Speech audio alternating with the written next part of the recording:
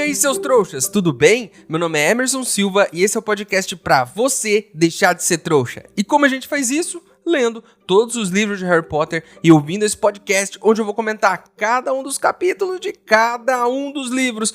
Lembrando sempre que você pode fazer na ordem que você quiser.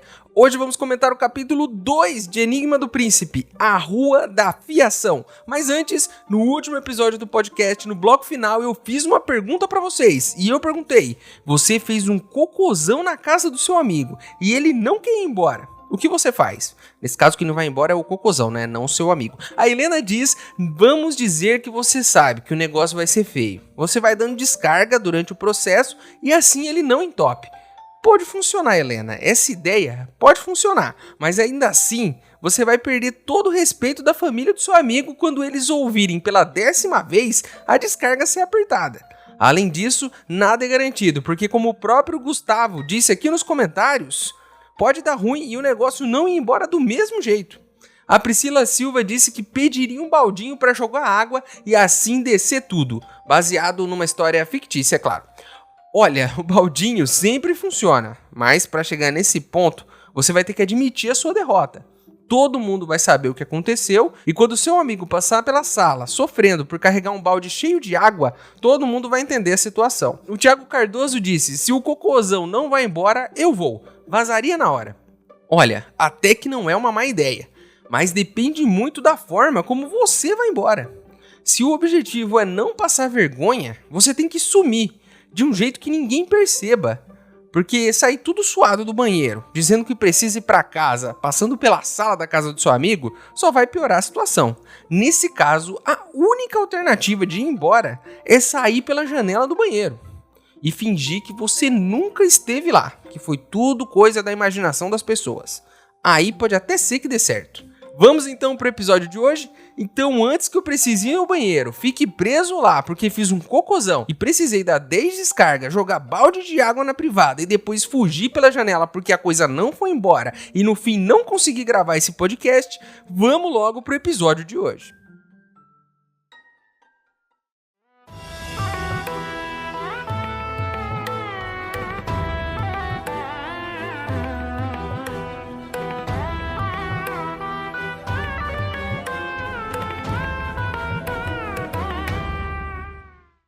Oi, para você que é apoiador do podcast, está agora no ar o primeiro episódio do Plantão dos Trouxas, isso mesmo, um episódio especial de um outro podcast exclusivo para os apoiadores. Então se você apoia este podcast, entre agora na plataforma e ouça esse primeiro episódio que tá muito legal e eu fiz com muito carinho para vocês. E se você aí do outro lado quiser apoiar, o link tá aqui na descrição do episódio. Mas se você não puder ou não quiser, lembra sempre disso, não tem problema. Você pode continuar ouvindo esse podcast que vai continuar sendo 100% gratuito na plataforma que você quiser ouvir, tá bom? Então bora pro episódio de hoje.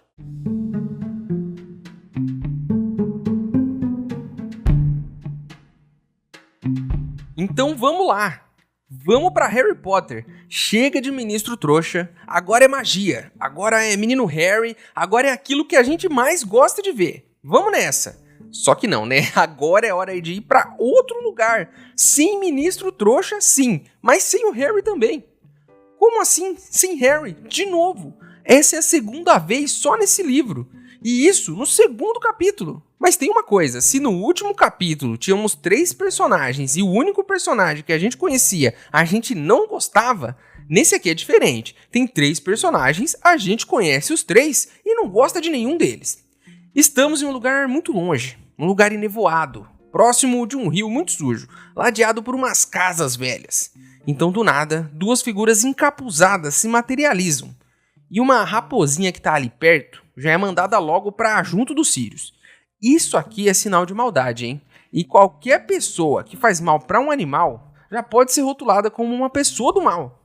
Se você, inclusive, conhece alguém que faz mal pra cachorro ou gato, se afaste dessa pessoa, né? Esse é um conselho que eu te dou. Mas se você conhece alguém que mata baratas, vire amigo dessa pessoa, porque a gente nunca sabe quando vai precisar desse tipo de ajuda, né? Enquanto os vultos seguem o caminho, A pessoa de trás está gritando para da frente. Ela não quer que a pessoa da frente vá para esse lugar. Ela está tentando impedir essa pessoa. A pessoa da frente se chama Narcisa. E a de trás, que está reclamando, se chama Bela. E a gente vai ver que a Bela é bem reclamona, viu? Porque é o capítulo inteiro isso. Elas vão andando pelo mato até chegar numa rua estreita, cheia de casas velhas. É a rua que dá nome pro nosso capítulo, né? É a Rua da Fiação. Provavelmente deve ter muito fio ali, né? Sei lá, de poste, alguma coisa assim. É um ambiente misterioso. Tenso, tudo escuro, só tem uma casa com a luz acesa. O que de ruim pode acontecer no lugar desses, não é? Sabe quando você vê que o tempo tá meio nublado lá fora, mas você odeia carregar guarda-chuva e sai sem ele? Nada de ruim vai acontecer, não é? Errado. Não só vai acontecer, como você vai tomar a pior chuva que já viu na sua vida. Os carros vão jogar água em você quando eles passarem nas poças perto da calçada. O seu tênis vai ficar todo molhado e a cada passo você vai sentir toda aquela água embaixo do seu pé, que vai ficar escorregando, né? Dentro do sapato, inclusive. Além disso, provavelmente, você vai escorregar em uma calçada lisa e atravessar alguns quarteirões com a bunda no chão. Isso tudo enquanto a menina que você gosta tá vendo a coisa toda. Então, sempre que você se perguntar o que de ruim pode acontecer, lembre-se, coisas ruins acontecem. Então, ande sempre com um guarda-chuva, um par extra de meias secas e uma cueca limpa. É uma longa história e eu não quero contar aqui, né? Já contei demais pra vocês sobre a minha vida aqui nesse podcast. Vou começar a contar menos, porque tá começando a ficar constrangedor. As duas figuras, então, seguem pelo bairro, até chegar naquela última casinha da Rua da Fiação, a única casa que tá acesa. Elas são irmãs, né? E eu já tava preocupado com o rumo dessa história, né? Eu achei que poderia uma matar a outra a qualquer momento, mas as duas são irmãs. Então, por mais que elas possam sair na porrada ali, ou elas discordem na hora de dividir um chocolate que vem com quadradinhos ímpares, porque eles sempre vêm em quadradinhos ímpares, né? Ouviu, Dona Lacta e Dona Garoto? Sempre vem em número ímpar, é impossível dividir com outra pessoa. E pra quem divide o chocolate? Vou ter que comprar 2 agora. Vou ter que comprar 2 chocolates, porque não pode dividir no meio. Ou vou ter que pegar uma faca e cortar exatamente... Quem tem irmão sabe como é que é. Você tem que cortar exatamente no meio, senão dá briga, né? Mas no fim não é por isso que elas estão brigando, é só uma discussãozinha de irmãs, né? Porque se fosse de chocolate, a coisa ia ser muito pior. E no máximo aí uma vai dar um chute na canela da outra, né?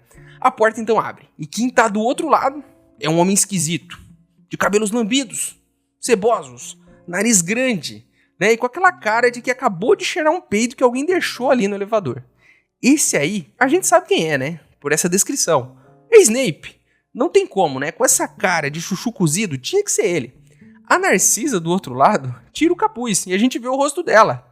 Ela tem uma cabeleira loira, pálida. Né? E segundo o próprio livro aqui, ela parece uma mulher que tá afogada. Que beleza, hein? Por que os caras maus são todos esquisitos? Vocês já pararam pra pensar nisso? Porque não tem uma pessoa normal. A mulher que parece que foi afogada. Tem um cara de fuinha do Snape que parece que comeu alguma coisa estragada, né? E tá fazendo careta o tempo todo. O outro cara não tem nariz e tem um olho de cobra. E eu vou dar um conselho aqui pra vocês.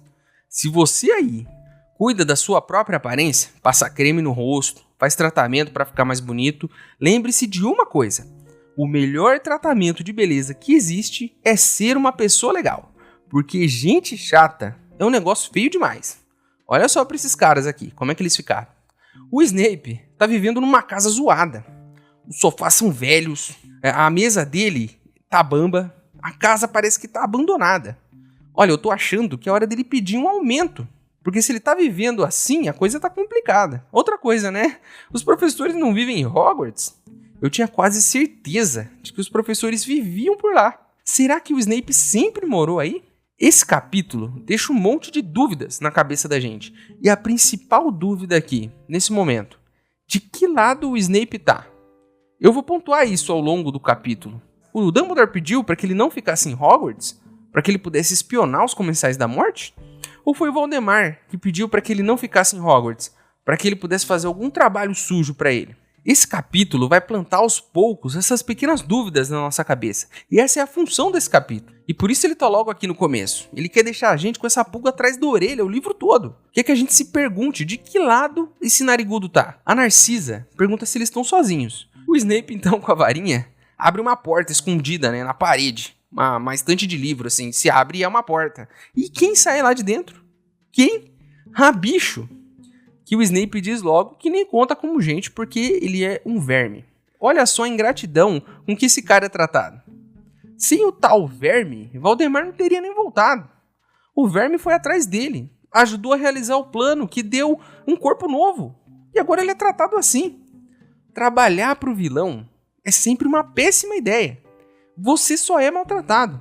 Lembrando que logo depois de fazer tudo isso pelo Valdemar, o Mochila de Criança, já na hora, decepou a mão do cara. E deixou ele com uma mão toda esquisita, prateada. O Snape, o Lúcio, toda a galera que abandonou ele tá com as duas mãos. Ó, o cara que fez de tudo virou empregado do cara que não fez nada. E essa é a vida, meus amigos. Ela não é justa. Principalmente se o seu chefe for o vilão da história. Mas por que esse rato tá aqui? Tá muito na cara, pelo menos na minha opinião, que o Voldemort não confia 100% no Snape. Dá pra sentir isso. Ele confia no Snape, mas ele tá com o pezinho atrás. Por que outro motivo o Rabicho estaria aqui? Pra ajudar o Snape? O Snape precisa de ajuda do Rabicho? Não precisa. Ele tá aqui pra espionar, e é por isso que ele tava atrás da estante ouvindo a conversa.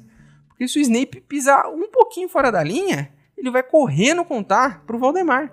E a coisa deu ruim. Nesse jogo aí de espião duplo, ninguém confia em ninguém, né?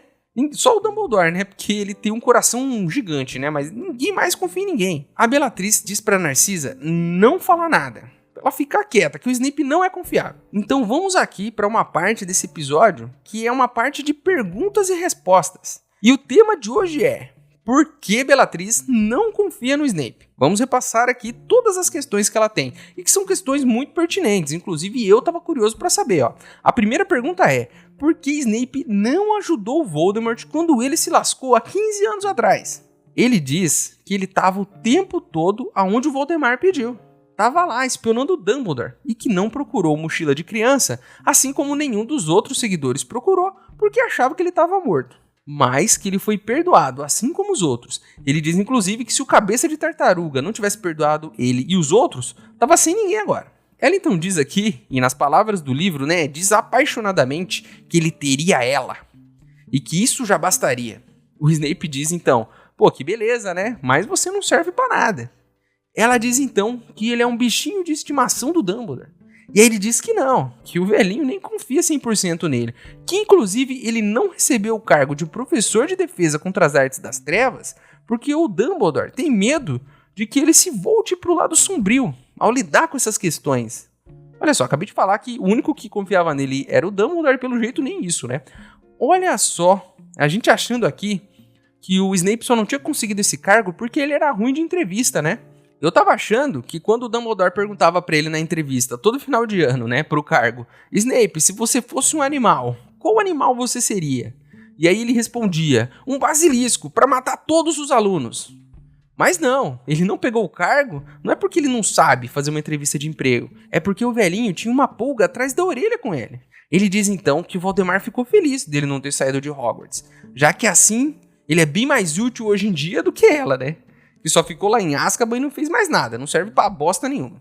Segunda pergunta da Bellatrix: por que ele não ajudou o filhote de Cruz Credo a pegar a Pedra Filosofal, lá no primeiro ano do Harry?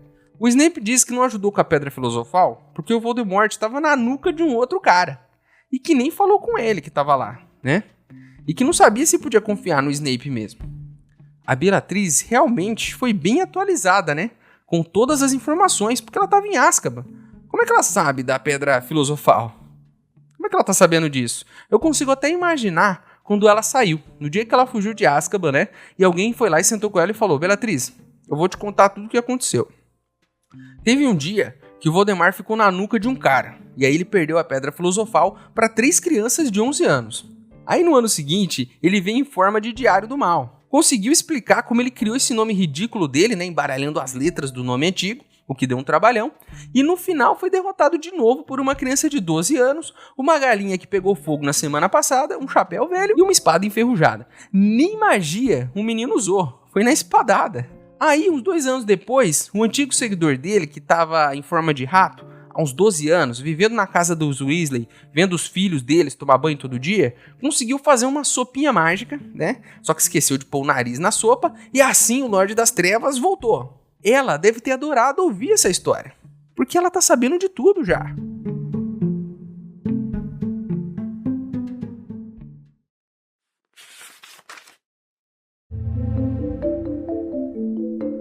Não me orgulho disso. Errei. Mas veja como são as coisas. Se ele não tivesse perdoado aos que perderam a fé nele, teriam-lhe restado muito poucos seguidores. Ele teria a mim, exclamou Bellatrix apaixonadamente. Eu, que passei tantos anos em Azkaban por causa dele. De fato, é admirável, disse Snape entediado. Naturalmente você não teve muita utilidade para ele na prisão, mas foi sem dúvida um belo gesto. Gesto? Inchou ela, que parecia enlouquecida de fúria. Enquanto eu suportava os dementadores, você continuava em Hogwarts, confortavelmente, brincando de bichinho de estimação de Dumbledore.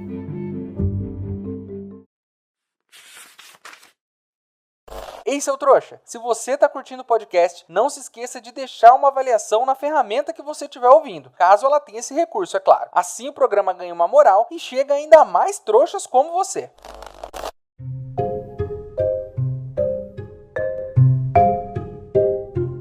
Então ela faz a terceira pergunta, né? Por que ele não foi ao encontro do Cabeça de Tartaruga assim que ele voltou? Aí o Snape disse que não voltou exatamente quando Voldemort recuperou seu corpo, né? Que só voltou 2 horas depois, porque assim ele garantiria a posição dele como espião, podendo inclusive passar várias informações. Ela até pergunta, né? Por que você não fala então aonde é a Ordem da Fênix? E ele fala, olha, eu não sei se você sabe como é que funciona os feitiços, né? Mas tem um feitiço, né? Que eu não posso contar. Ele diz de novo, né, pela terceira vez, que é bem mais útil que ela, que não serve pra nada. E realmente ele tá certo, ela não serve pra nada, né? Ele com certeza é mais útil na sede da Ordem da Fênix em Hogwarts do que ela, a seguidora número 1 e indispensável.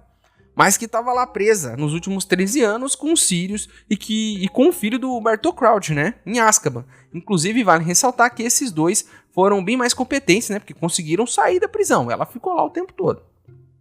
Talvez por isso ela tenha sido a assassina dos Sirius no último livro.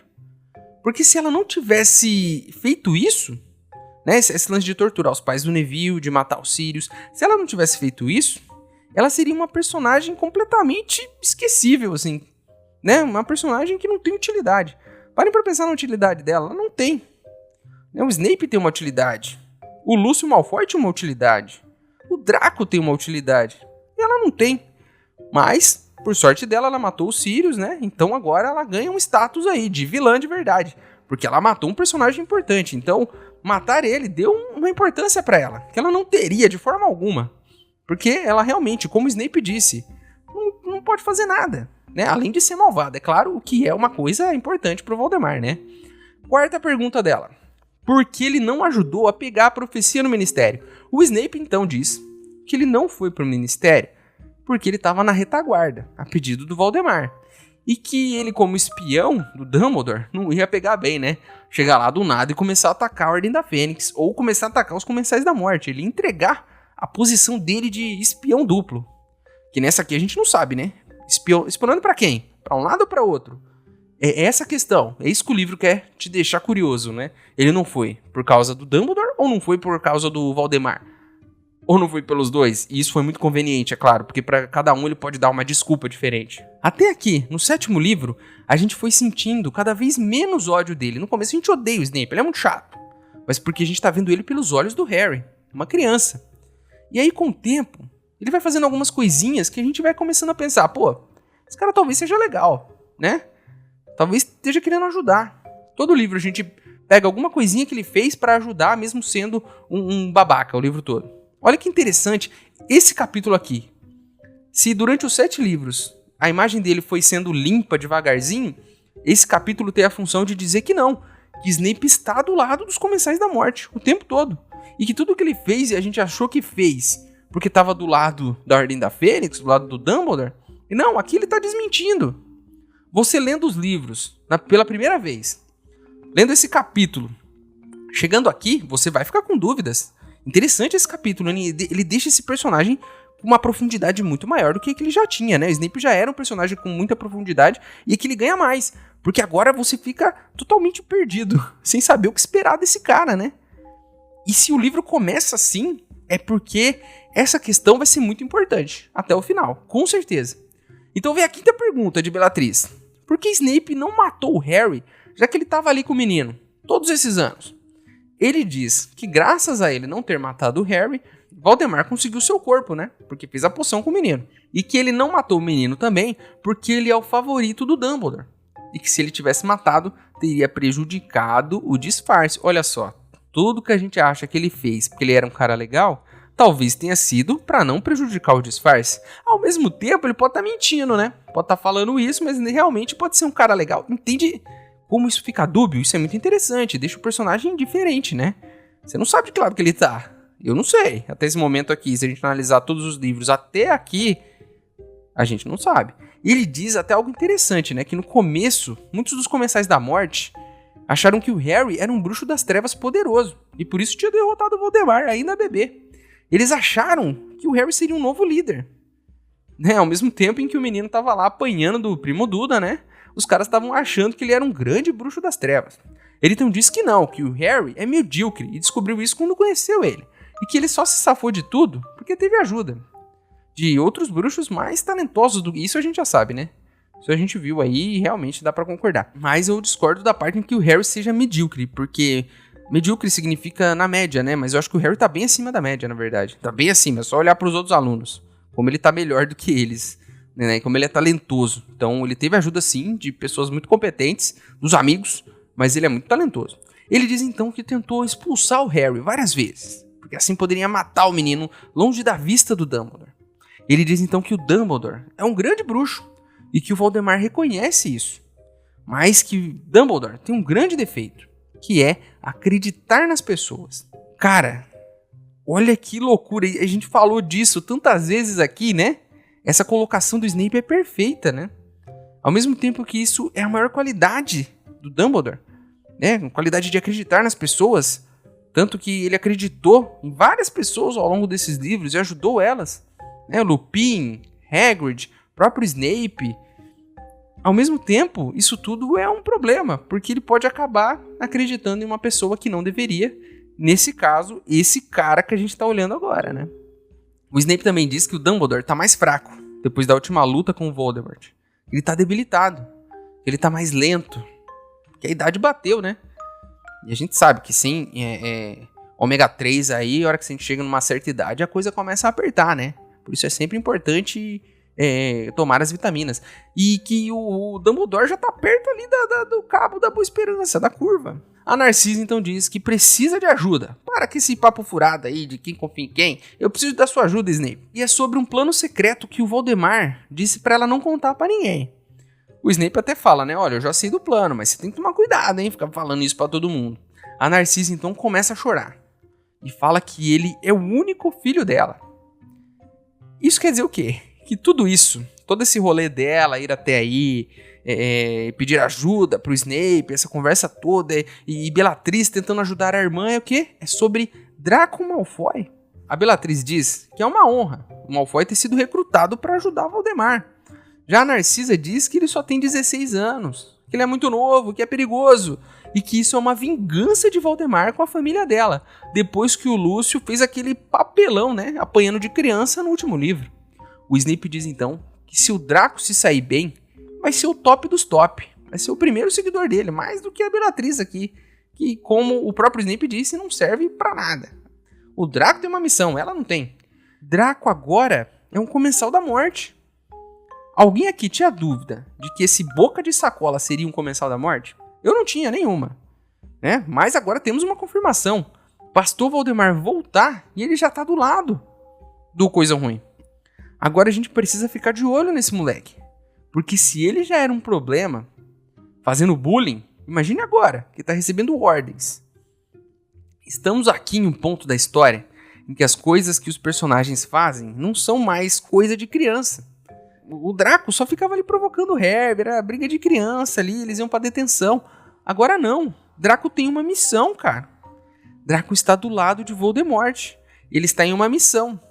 Se ele está em uma missão pro coisa ruim em Hogwarts, isso envolve uma coisa muito séria. Então, pessoas podem morrer nesse processo. Olha só como as coisas escalaram aqui. Se no último livro a gente viu que eles estavam mais velhos e adultos, pelo menos do lado da ordem, olha do lado dos Comensais da Morte. Tem criança dos dois lados. Tem criança do lado do Voldemort e do lado do Dumbledore. Olha só que maluquice, né? Como as coisas mudaram agora. Não é mais briga de criança, não. A coisa mudou. O Snape vê que a Narcisa tá fora de controle, né? Ele logo dá um tapa na cara dela e diz que ele não pode fazer a missão pro Draco, mas que pode ajudar ele. A Narcisa então diz que ele precisa fazer o voto perpétuo. Que pra quem não sabe o que é, eu vou explicar aqui. O voto perpétuo é tipo quando você jura de dedinho com seu amigo. Ou juradinho, né? Vocês lembram disso da época da escola? É tipo isso. Significa que é uma promessa tão forte quanto aquela que você faz com seu amigo na escola e dá os dedinhos. Ela não pode ser quebrada. Costumam fazer promessa? Eu pergunto isso porque eu não gosto de fazer, não. Porque eu descobri que eu sou péssimo para cumprir promessa, né? Mas se eu pudesse fazer um feitiço onde alguém que prometesse algo fosse obrigado a cumprir, obviamente eu me aproveitaria disso, né? Sei lá, pediria para a pessoa trabalhar no meu lugar, lavar minha roupa, né? Fazer a minha lição de casa, buscar as coisas para mim no supermercado. A última coisa que eu pediria é para que ajudasse meu filho a fazer coisa errada, né? Primeiro, porque eu não tenho filho e não faria sentido nenhum pedir isso. Segundo, porque se ele tá mexendo com coisa errada, tem mais é que se f*** mesmo. O Snape vai sim juradinho e vai ajudar o Malfoy. E a Narcisa, então, aliviada, pede pra Bellatrix ser a avalista do juramento, que nada mais é do que a pessoa que vai ouvir tudo e vai poder falar se a pessoa cumpriu ou não. Ou, nesse caso aqui, né, no mundo da magia, ela vai fazer o feitiço ali do juramento. Ele e a Narcisa, então, dão as mãos. A Narcisa pergunta se o Snape vai cuidar do filho dela. Ele diz que sim. Uma linha vermelha sai da varinha da Bellatrix e se enrola nas mãos deles. Ela pergunta se ele vai proteger o filho dela de todo o mal. E ele diz que vai. Uma segunda linha sai da varinha e dá um nozinho na primeira. E ela pergunta se o Draco, por um acaso falhar, se ele vai cumprir a missão. O Snape diz que vai terminar a missão se o Draco falhar. E aí uma terceira linha, agora de fogo, sai da varinha, dá um nó ao redor das mãos deles e uma coisa linda, assim, de filme. E o nosso capítulo acaba aqui, com esse juramento. Juramento de dedinho entre Snape e Narcisa. Eu tenho algumas questões aqui, antes da gente encerrar. Primeiro, o que é um voto perpétuo? Seria tipo um contrato mágico? E o que acontece com quem não cumpre? Acontece algo terrível que ninguém sabe, como foi lá em O Cálice de Fogo? Qual é a missão do Draco? Matar o Harry? Sabotar o Dumbledore? Obter informações importantes? Ou a missão dele é mais um plano maluco e sem sentido que conta com a sorte do Harry para dar certo? Conhecendo o Voldemort, como eu conheço, eu tenho quase certeza de que é a segunda opção.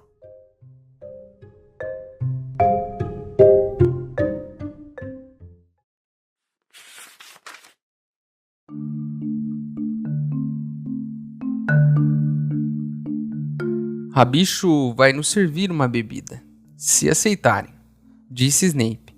Depois voltará para o quarto. Rabicho fez uma careta, como se Snape tivesse atirado alguma coisa nele.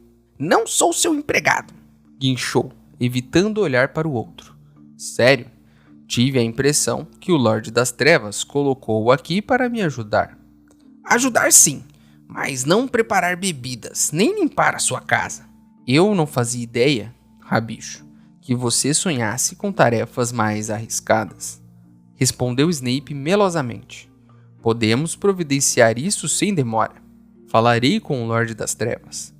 Posso falar com ele eu mesmo, se quiser. Claro que pode, debochou Snape.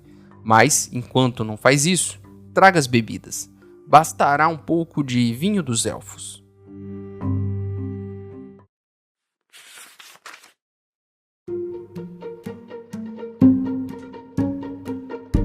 Então é isso, meus queridos. Terminamos mais um capítulo de Harry Potter e o Enigma do Príncipe. A capa do episódio de hoje foi ilustrada pelo Álvaro Tapia.